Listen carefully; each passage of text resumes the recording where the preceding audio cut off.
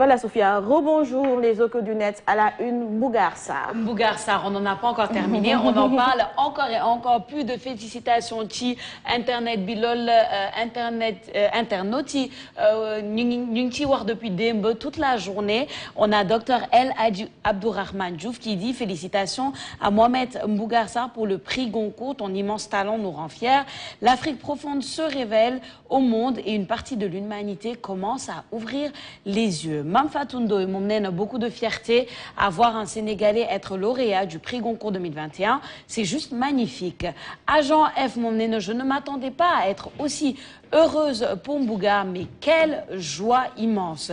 Issounet moom nee na j'aimerais qu'on oublie quelques instants le fait que ce soit le premier ceci, le premier cela et qu'on se focalise sur le talent et le génie de l'auteur. Digan moom nee na c'est son talent justement et son génie qui fait qu'il soit le premier et le plus jeune. Et E-Media Sénégal qui dit à monsieur Boubacar Boris Diop, à monsieur Mohamed Mbougar Sarr, à monsieur Khalil Diallo et à tous les autres, un grand merci. E-Media Sénégal qui continue, très belle année pour les auteurs sénégalais. Merci de porter très haut le flambeau et d'inspirer les plus jeunes. Gis nga ko Sama, c'est une fierté pour toute une nation et c'est une bonne année pour les auteurs, comme le dit notre site E-Media et ceux qui ont été de l'avant. Moi, je dirais c'est une bonne année pour le Sénégal, tout simplement. C'est une bonne année pour le Sénégal, c'est une bonne année pour la culture. Avec notre dame de culture. Voilà, un domaine qu'on aime bien. Ni nga ko waxee noonu la, je pense que Mbougar Sénégal lay représenté. te prix boobu ci wàllu mbind.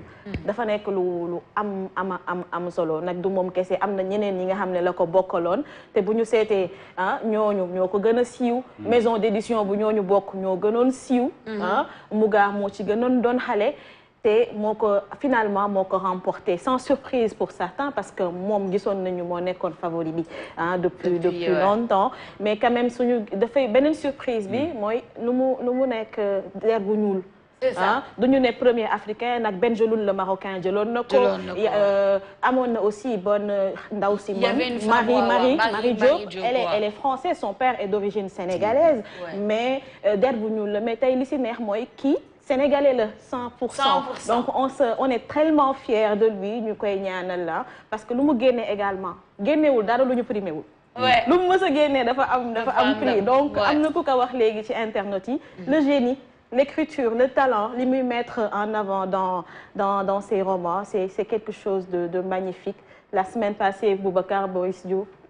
amoon na sac moom mu ñëw semaine yi la ñu génn gis nañu ca Ouagadougou également. D'autres domaines de la culture qui ont été sacrés, le cinéma, série bu Fatou Kandé, exactement, Molikan, Bamoun Nafi également. film boobu li si neex mooy pulaar la ñuy wax. On n'a pas utilisé le français. Pulaar la ñuy wax donc il y a tellement de choses à découvrir dans la culture sénégalaise. Domaine artistique boobu sénégalais ñu ngi ciy exceller. Donc il faut que ñu leen di davantage ñu leen di valoriser di leen wane. ñu leen di gën a fësal surtout suñu gagné gis nañu y a plus de livres à la librairie. Il y en a plus. donc noonu la ñu war a def yi nga xam ne am nañu yeneen sacre Fatou Kandé nit yi dañu war a dem seetaani sériem xool lu muy wax ñeneen ak ñeneen ñi nga xam ne également Bamoun Nafi il faut qu'on fasse des projections pour que nit yi dem seetaan yeneen ak yeneen Molikan filmam bi moom il est très généreux en matière de trucs parce que banlieue animation cinématographique yi fiy am ñoom ñoo koy def et ñu ngi préparer également Dakar Court bi. Exactement. Non, c'est comme le dirait Papa Lune Sarr, je suis obligée de lui faire un clin d'œil, même s'il n'est pas là, il est très fatigué, il a beaucoup travaillé hier. Il a fait une excellente édition spéciale defe naa suñu mbokk téléspectateurs yi seetaan nañ ko ci ITV mun nañ ko seetaan tamit ci suñu chaîne YouTube bi une édition spéciale invité yu xarañ ci domaine boobu. Comme le dirait Papa Lune Sarr, c'est ça les vrais influenceurs. ñi nga cité ñëpp ñi nga xamante ñi ngi yëngu ci ay domaines pour inspirer la jeunesse, pour leur montrer que c'est possible. parce que c'est ça aussi qui a beaucoup frappé les gens, c'est l'âge. Suñu morom la. Bougane, c'est notre génération. Donc ça nous inspire à montrer que oui, c'est possible, qu'on n'a pas à être victime de jeunisme, on n'a pas à être victime de quoi que ce soit. Vous faites que ni talent bimungifi, on peut aller jusqu'au bout de nos inspirations, de nos aspirations et de nos rêves. Donc c'est un exemple à suivre, c'est un vrai influenceur. Man me content ci torop pile vraiment. Je suis content. Dem bo c'était au sommet, dafa melni Sénégal dafa gagné Coupe du monde. Ah ñun mom dañu doon xaar information 45. C'est ça. Daf ma fatali Sénégal bu jouer Coupe du monde, hier il y avait eu vraiment un vrai engouement. Ouais. Ñëpp soutenir ki nga xamné moy Bougar, man bima duggé ci rédaction bi demb ñëw vers 10 h déjà tout le monde était stressé, on était parce qu'il était dans son coin qui attendait vraiment les résultats. Donc bravo également ak ñi nga xamné ñëpp ils ont valorisé ce livre-là, même si mën nañ wax né jaru ko won parce que Bougar lui-même peut se valoriser à travers ses écrits parce que boo gisee bind bu mu def dafa am solo. Comme aussi man lu ma marqué surtout c'est sa simplicité. Sa simplicité.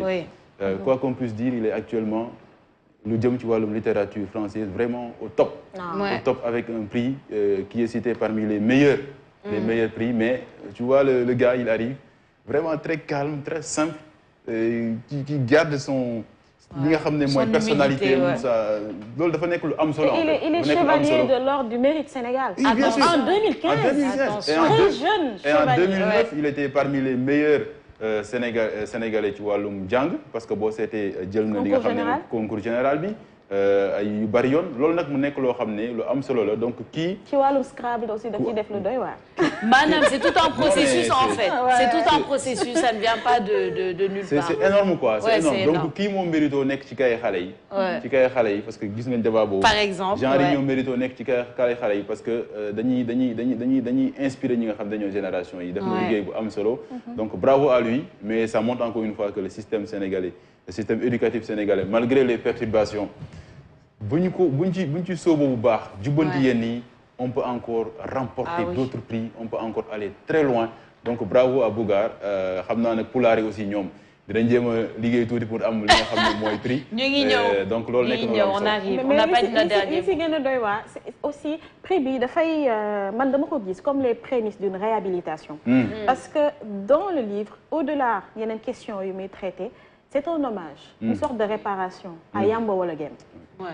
Donc moi je dis que les critiques littéraires auparavant yi nga xamante ne ñoo taxoon ba Yamba Wala Game ñu accusé ko de n'importe quoi ba mu bàyyi carrière am. Critique yooyu noonu ñoo delluwaat tey confirmer benn livre plébiscité benn livre bi nga xamante ne. ça parle de lui. Ça parle de lui. Donc mën nañu jox ni dina am benn réhabilitation parce que Yamba Wala Game histoire am dafa doy waar. C'est ça. Il a su être avant-gardiste. Oui. di dugal ci bindam li ngay wax intertextualité. boobu nit yi xamuñu luy intertextualité. Bien sûr. mu def ko ñu ne dafa plagier. dafa toppandoo te boobu mu ngi gis li nga xam ne ñëwul woon. Donc africain yaa gën a xarañ. Bien sûr. Même bu fekkee ci langue yu ñu koy bindee du suñu langue bopp. Et pourtant, on s'en sort. Et c'est jamais sans risque, justement, parce que bon, ils prennent le risque d'être un peu marginalisés ou le mis de côté, mais ils prennent quand même le risque parce qu'ils ont une vision future. Vous allez me permettre de faire un clin d'œil à un autre Sénégalais, Sénégal Dal, vraiment. Cette année, machallah, un autre Sénégalais qui se fait remarquer et qui a été remarqué par justement Mark Zuckerberg, Kokou dit Kaby millionnaire. Ah oui. Jeune, lui aussi, 21 ans, 22 ans, Kaby Lam, qui s'est fait remarquer pendant le début de la pandémie, justement, et là, c'est Mark Zuckerberg qui l'a choisi pour la promotion de Metaverse, qui est le nouveau Facebook qui va sortir. Fatimata Bintouba Ornesi Dembochi, Solution Tech. Et vous allez voir, les tweets sont assez marrants. Jorge qui dit Te Batei Wahul. Waouh. Kouham Kabila Nene, il ne parle pas belégui. Happiness Momenene Mom Dardine Ubigé Minyam Sach. Ay Sénégalais Bodon Nopi Bis Bounenga Amdam. Donc voilà. Khalilou qui dit Wah Amoul Dara Kheoul Def Patrek. Donc on voit ça. Et puis Loun Baders qui lui conseille Boulouarde. Donc voilà, des tweets assez ironiques pour dire qu'il n'a même pas eu besoin de parler pour se faire remarquer sur la toile. C'est un phénomène extraordinaire. En fait, Sophia, affaire qui parcourt c'est très simple. C'est comment aujourd'hui le monde, mine de rien, avec très peu de choses, on peut faire des merveilles. Ouais. Le gars, il est connu sur Internet. nekk ci biir këram nekk ci biir cuisine am nekk ci biir néegam di def ay affaires. C'est juste ça. Mais juste ça.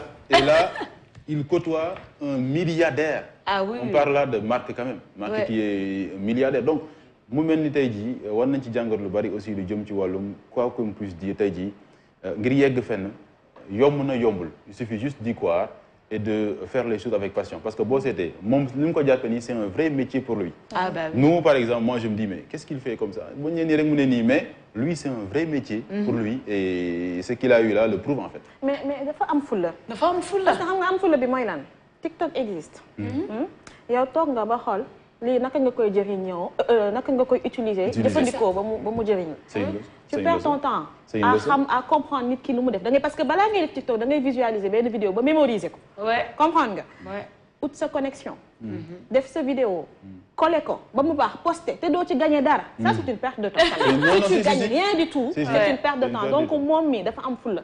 dafa am fulla lool te beneen bi mooy TikTok mi ngi commencé di fay waa Europe mooy Afrique la ñu fay. mais Afrique nag les Africains sont là-dessus. Ça c'est un débat qui mérite d'être posé. C'est un débat et qui a été posé. Moi si j'étais tiktokeuse. Oui. Que décision bi j'arrête de faire du contenu. Mais xoolal le débat est posé, il a été posé par des tiktokers sénégalais comme Doudou fait des vidéos et Faynara. ñoom sax def nañ ci benn reportage avec une autre chaîne expliquer pourquoi est-ce que TikTok ne les paie pas en Afrique. Soo gisee quelqu'un comme Faynara qui a 1,3 million abonnés qui fait de l'argent pour TikTok parce que bu fekkee ni tu as un gros compte comme ça tu fais de l'argent pour TikTok parce que les gens rentrent dans TikTok pour te voir. Mais donc TikTok 1 ne million te de personnes rien du tout. Et TikTok ne te reverse rien. Et sa créativité, ce qu'elle dépense parce que Faynara elle fait des productions. Doudou ils font des productions dañu jënd seen i matériel leur lumière et tout donc c'est un débat à avoir. Et puis Kaby Lam ce Sénégalais justement qui est à l'étranger qui est en Italie moom c'est la pandémie en fait qui lui a donné cette idée. Moom il travaillait dans une usine pour la petite histoire rapidement il travaillait dans une usine pandémie bi ñëw en début 2020 usine bi tëj. Bon mu toog ci appartement am foofu ci Italie xamul lu muy def mu ne ok je vais me divertir avec mon téléphone je vais essayer de créer quelque chose d'original et moi c'est ça que je retiens c'est son authenticité et son originalité parce que lu mu def kenn defu ko c'est tellement simple. Les gens dansent sur TikTok. Les gens dansent les gens reprennent des vidéos ils miment et tout moom mu ñëw waxul daal. te man loolu moom ma kii il montre que il faut être simple dans la vie. Il faut être simple parce que dafay ñëw gis benn affaire bu compliqué.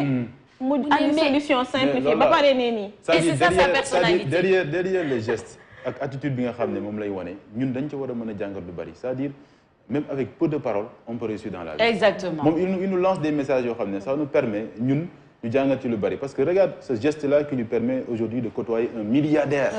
Un milliardaire. Et lui est devenu millionnaire. Alors que par exemple en Europe il y a des tiktokers wala ay tiktokers yoo xam ne ñi ngi ci mbir mi depuis très longtemps mais ils tey sont pas à ce stade. boo seetee Marc moom la jël parce que Marc aussi il n'a pas bu def choix boo xam ne choix bu koy sonal la wala boo xam ne day yàq image te TikTok bokkul ci les applications de Marc. Ah pas du tout. C'est intéressant aussi loolu la xam nga Marc moomul TikTok. non Facebook WhatsApp ak Instagram. mais mu dem jëli ki nga xamante ne mu ngi exceller ci beneen application une application chinoise. Oui chinoise mu jël ko donc bravo à Kaby. La bataille également là parce que bon c'était. Qu'est-ce qu'il cherche? En tout cas, c'est ça, il ne faut rien pour rien. On va aller rapidement, on va revenir du Sénégal avec les élections, on va terminer en politique et le manque, Osama, malheureusement, de femmes dans les favoris à la course des locales. Malheureusement, il faut aussi qu'on parle de nos problèmes et de nos insuffisances avec Fatou Sosa, par exemple, qui tweet votant massivement les listes dirigées par les femmes, car 98% des maires sont des hommes. Ce n'est ni juste ni intelligent. Celles qui sont en poste n'ont pas bradé le foncier et n'ont pas détourné les fonds publics. Et ensuite, on a Francesco Dotto qui dit « Je vote pour moi qui est capable et qui est fiable, pardon, pas forcément par rapport au sexe de la personne. » Audman Momneno, on attend votre candidature, Fatou Sosa. Et Diagne, elle qui dit « Rien que le fait de défendre la présence des femmes en tête de liste est symptomatique de la vision viciée du rapport homme-femme dont les paradigmes frisent le mimétisme occidental. Être intellectuel, c'est s'enraciner dans sa culture et ses valeurs. Il y a du travail. » Gay qui dit « Les femmes préfèrent jouer le second rôle, on dirait. » Alors, Osama, est-ce que c'est les femmes qui préfèrent jouer le second rôle, surtout en politique? En milieu politique, les femmes sont très présentes. Oui. Ñoom ñooy fal, ñoom ñooy mobiliser. Des fois, c'est des têtes même pensantes. Oui. duñ leen xam. Mais Sophia, en politique comme en culture ak lu mu mënti doon ci àddina gis nga boo xasee ba bàyyi dara pour dara da nga ciy am fulla. C'est ça. Faut avoir du poigne. Ouais. Man moom du ma nekk ci dara bàyyi ko pour jël ndaare wala pour ñu may piétiner wala duñ ma jox gëdd biñ ma war a jox au moment bu fekkee man maa ko mérité. C'est ça.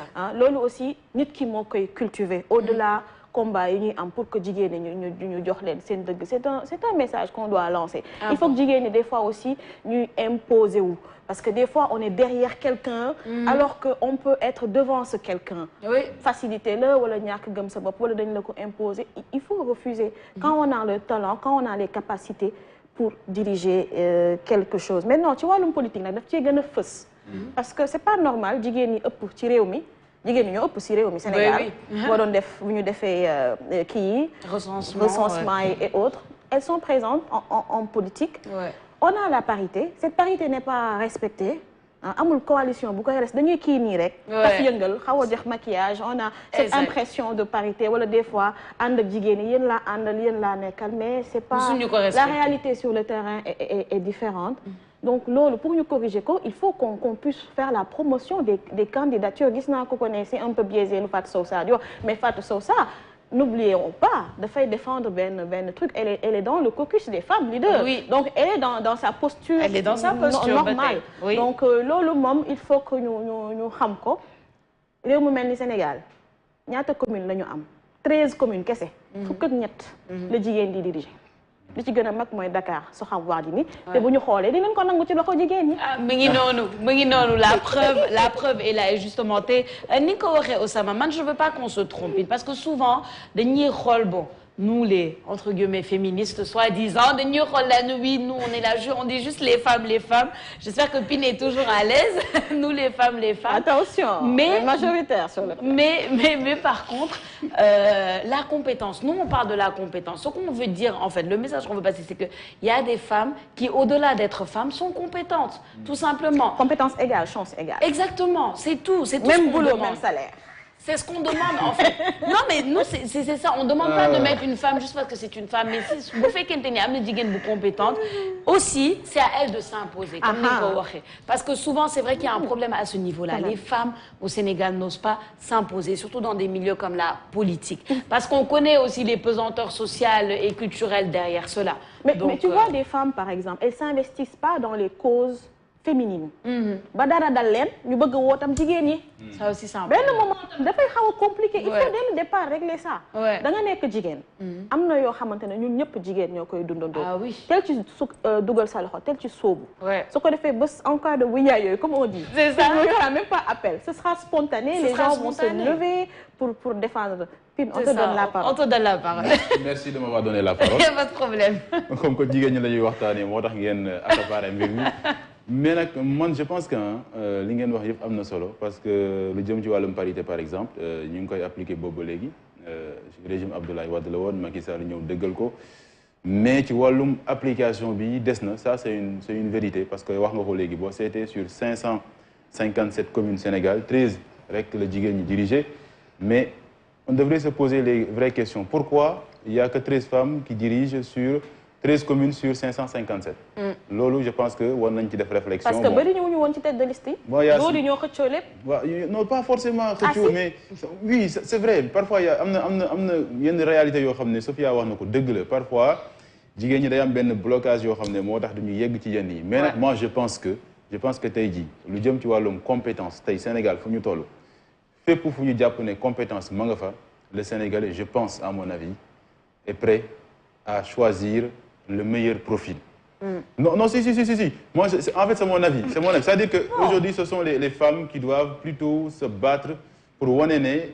Elles sont capables de tenir et de faire bien les choses. Man, Gouma, par exemple, sur le cas de Soham. On se bat pour la maison. Non, mais... On se bat pour l'éducation des enfants. Non, là, je parle de la politique. On se bat pour la stabilité du foyer. On se bat pour la préservation de nos valeurs. Parce qu'on a des valeurs. Tu veux aussi qu'on se batte pour que nous donnions nos actes, nos yelleufs, tu vois, le politique. Non, c'est pas... Mais attendez. Alors que ça doit être évident. Non, mais tu sais, il y a des textes. Je suis d'accord que peut-être qu'il y a des textes qui doivent vous permettre ngeen yegg ci li nga xam ne loolu lañ bëgg et que parité bi dañ ko war a appliquer. Je suis d'accord là-dessus. Parfois, il y a des réalités yoo xam ne qui empêchent aux femmes d'accéder jëm ci yenn postes yi. Mais nag jëm naa ne aussi parfois gars yi ni ñuy jëlee question bi c'est pas la meilleure des manières. Pourquoi? Parce que cas où Soham El Wardini mais parlons nañ ci waxtaan. Parce que boo seetee souvent xoolal réaction jigéen ñi mooy non Khalifa Sall dañ ko écarté dañ ko xeex nangam parce que Soham jigéen la non c'est pas, je suis désolé, c'est pas la bonne réaction. Là ci wàllum réel politique lañ nekk. Il faut s'imposer. Réel politique lañ nekk. Il faut s'imposer. Soham El Wardini par exemple. Le problème est à deux mesures, à mon avis. Soham El Wardini par exemple, bon, je n'ose pas faire son bilan ici, je ne sais pas, mais quoi qu'on puisse dire, par exemple, on ne sentait pas qu'elle était là. On peut se poser des questions. Est-ce qu'elle était là? C'est au dernier moment qu'elle a commencé à briser le silence. Mais politique lañ nekk. Je suis d'accord si li ngay wax noonu. Pour le cas de Soham Wardini, moi je suis d'accord. Parce que Soham est maire de Dakar quand même. C'est pas n'importe quoi. Elle a été élue. Parce que conseil municipal moo toogaat mu tabbaat ko ba ñu kiiwee Khalifa Sall. Donc pour man amoon na benn longueur d'avance. Quand on est en mandat, am nañ benn longueur d'avance ci d'autres qui convoitent. Mais on a des choses à prouver. Mënoon na teel a mais comme je te dis, on la sentait pas qu'elle en voulait. Elle attendait une décision finalement qui n'est pas à sa faveur. C'est ça. Mais gars yi parfois. Et la décision est tombée n'est pas à sa faveur mu doog a kii. Mais Osama parfois da ngay dégg ay Dakarois ay Sénégalais di laaj est-ce que Soham El Wardini politique la. Oui. Est-ce qu'elle fait de la politique? Elle fait de la politique parce que AFP la bokk aussi. Ça aussi c'est d'autres détails. Oui, c'est un détail. Barthélémy Dias PS la. Khalifa PS la. Donc il a choisi son frère. Mais boo xoolee par exemple quelqu'un comme Barthélémy. Est d'origine AFP. Mais soo xoolee quelqu'un par exemple comme Barthélémy Dias, je suis désolé, mais il a montré tout au long, en tout cas pré-liste yi, que moom vraiment il veut devenir le maire de Dakar. C'est ça. Ainsi que les autres. Donc il faut s'afficher. Moi je suis d'accord. Prendre ses responsabilités. Voilà. Donc moi c'est ça. Le problème est à deux mesures. On doit s'imposer. Les femmes compétentes doivent s'imposer et aussi on doit laisser la place aux femmes pour montrer de quoi elles sont capables. En tout cas, elles sont nombreuses. Oui. Ci élections locales yi. Dakar bëriwul Soham la pour la ville, mais ci yeneen gox yeeg goxaat yi gis nañu jigéen ñi ñu ngi yëngu bu baax.